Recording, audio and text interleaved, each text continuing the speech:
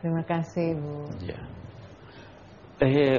Saya kira kalau kita mau secara singkat, itu karena kebodohannya. Jin yang jahat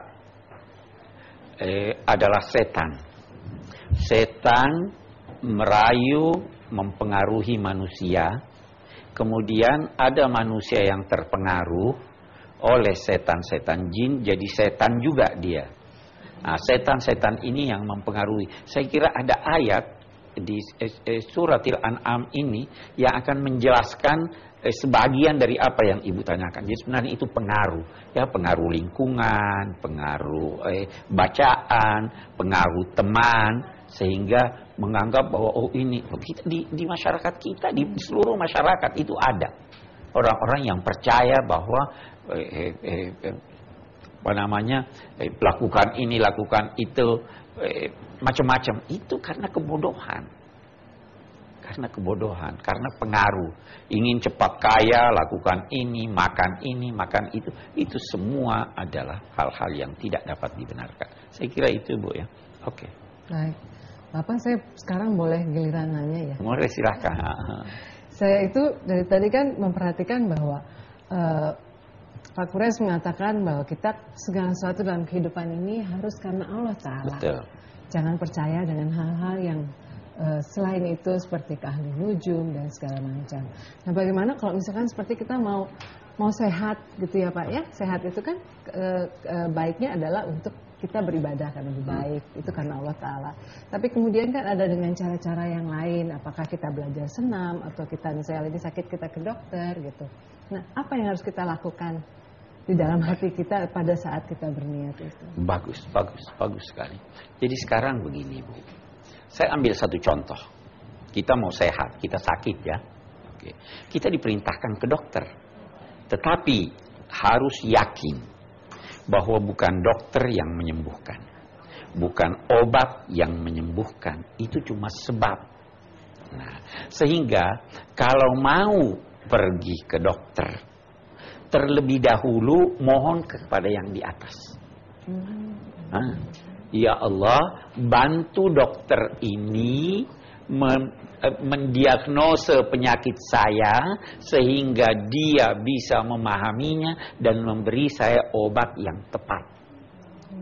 Nah, ketika itu saya ke atas dulu baru ke dokter.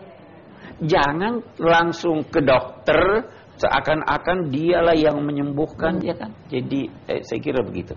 Iya, baik. Terima kasih Pak Quraisy. Baiklah pemirsa, tetaplah bersama kami. Kami akan segera kembali lagi. Allah menciptakan kamu dari jiwa yang sama. Penciptaan itu luar biasa. Pemirsa, Anda kembali lagi bersama kami dalam Tafsir Al-Misbah mengenal surah Al-An'am. Kita kembali lagi pada sesi tanya jawab. Silahkan, Ibu. Nama saya Frina. Yang ingin saya tanyakan, disebutkan pada surah lain bahwa iblis itu diberikan tenggat waktu sampai dengan hari kiamat. Pertanyaan saya, apakah hal ini berlaku untuk iblis saja atau untuk jenis jin yang lain? Terima kasih. Itu berlaku untuk iblis saja. Ya. Jadi saya kira perlu kita ketahui dulu begini. Jin itu banyak.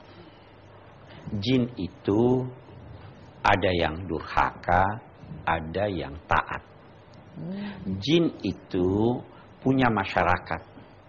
Ada laki-laki, ada perempuan. Nah, iblis tadinya jin yang sangat taat.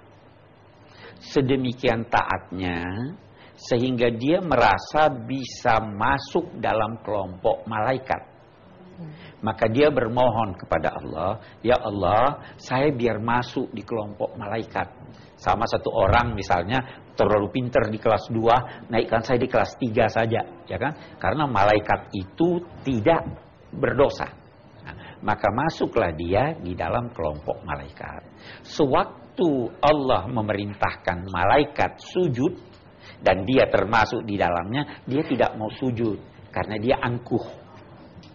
Maka dia dikutuk, Sewaktu itu dia dendam kepada manusia, ini menyebabkan saya terkutuk. Dia mohon secara tulus kepada Tuhan, ya Allah, beri saya usia yang panjang. Maka Allah memberinya usia yang panjang. Ada yang berkata sampai kiamat, ada yang berkata sampai menjelang kiamat. Nah, adapun jin-jin yang lain yang bukan iblis itu mati, hidup, beranak, laki dan perempuan sama dengan keadaan manusia. Ya toh? Baik. Ya, baik, terima kasih. Silakan selanjutnya Ibu. Nama saya Ibu Soni. Saya ingin menanyakan dalam ayat 98 Allah menggunakan ansyakum min nafsin wahidah. Sementara dalam surat An-Nisa Allah menggunakan khalakum min nafsin wahidah. Pelajaran apa yang bisa kita ambil dalam perbedaan kedua istilah tersebut? Terima kasih. Terima kasih. Ansha'akum min nafsin wahidah, khalaqakum min nafsin wahidah. Bedanya pada khalaqah dan ansha'ah, ya kan? Itu pada penekanannya. Khalaqah digunakan oleh Al-Quran untuk makna menciptakan, tapi penekanannya pada kehebatan ciptaan. Allah menciptakan, dan ini sungguh hebat. Di sini Allah menciptakan kamu dari jiwa yang sama. Penciptaan itu luar biasa hebatnya. Nanti kita akan temui lagi ja'alalakum min anfusikum azwaja. Dia menjadikan dari jenis kamu pasangan kamu. Menjadikan itu untuk menekankan perlunya memanfaatkan itu. Nah, jadi bukan lagi pada kehebatannya, tapi perlunya memanfaatkan. Manfaatkanlah kehadiran kamu sebagai pasangan yang terdiri dari jenis yang sama. Manfaatkan itu untuk kelanggengan rumah tangga kamu, misalnya begitu. Jadi manfaatnya, kita kan sama-sama manusia nih. Tuh. Ansha'akum itu juga berarti menjadikan, tetapi dia memberi kesan pertumbuhan. Beda kan? Nah, itu sebabnya anak dari kecil besar, itu kan pertumbuhannya, perkembangan jiwanya juga begitu. Ya, itu ansha'akum. Tetapi di sini ingin dikatakan bahwa dalam pertumbuhan kamu dan perkembangan kamu itu, kamu tidak keluar dari sifat kamu yang sama sebagai manusia. Saya kira itu bedanya, ya. Oke. Baik. Selanjutnya Ibu silahkan. Nama saya Siska Chandra. Dalam ayat 102 disebutkan kata zalikumullah. Seolah-olah Allah jauh. Sedangkan dalam keterangan lain dijelaskan bahwa Allah itu lebih dekat dari urat leher. Bagaimana kita memahami ayat tersebut? Terima kasih. Kalau secara singkatnya, bisa nggak ada yang jauh tapi dekat? Bisa nggak ada yang jauh? Hati. Jauh di mata, dekat di hati. Ya toh, Allah kedudukannya sangat jauh, tidak terjangkau. Tetapi dia dekat kepada manusia. Dia bisa segera menolongnya. Dia tahu segala sesuatunya. Biasanya kalau kita berkata jauh, dia sudah tidak tahu ya sesuatu yang jauh. Allah itu dekat walaupun kedudukannya sangat jauh. Saya kira itu kalau kesannya. Jadi terkadang Al-Quran menunjuknya sebagai jauh, tidak terjangkau oleh nalar, tapi terkadang dia menunjuknya bahwa dia sangat dekat kepada kamu. Baik Pak, mungkin Bapak bisa memberikan kesimpulan dari pembahasan. Iya, kesimpulan saya kira yang pertama adalah bahwa Allah Maha Kuasa. Gunakanlah tanda-tanda kekuasaan Allah itu, pelajarilah dia, gunakanlah itu untuk beribadah kepada Allah. Jadikan itu sarana untuk menunjukkan, untuk meraih atau membuktikan bahwa Allah Maha Esa dan Maha Kuasa. Yang kedua, yakinlah bahwa Allah tidak punya anak, baik laki-laki maupun perempuan, karena dia tidak butuh. Yang ketiga, perhatikanlah alam raya ini, perhatikan tumbuh-tumbuhan, perhatikan langit, perhatikan bumi. Dan kalau Anda memperhatikannya, Anda akan sampai kepada suatu hakikat bahwa Dia Maha Esa, Dia Maha Kuasa.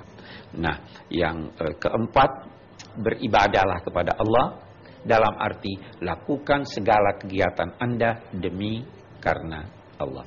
Yang terakhir barangkali bahwa kita tidak mampu mengetahui hakikat Allah, tetapi kita bisa merasakan kehadirannya melalui ciptaan-ciptaannya atau melalui hati kita yang selalu terkait dengannya. Itu saya kira. Baik, terima kasih banyak Pak atas pembahasannya. Pemirsa, demikianlah pembahasan tentang ayat-ayat dari surah Al-An'am. Pemirsa, insya Allah kita akan bertemu lagi dalam program Tafsir Al-Misbah mengenal surah Al-An'am bersama Pak Quraish Shihab pada episode-episode berikutnya. Wassalamualaikum warahmatullahi wabarakatuh.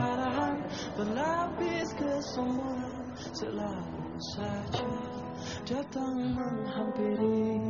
Langkah yang rapuh, jiwa yang lemah, segala salah adalah milik kita. Segala puji hanya bagimu, lautan ampunan kasih sayangmu. Engkau yang pemurah, Engkau yang pemaaf, hanya padamu hati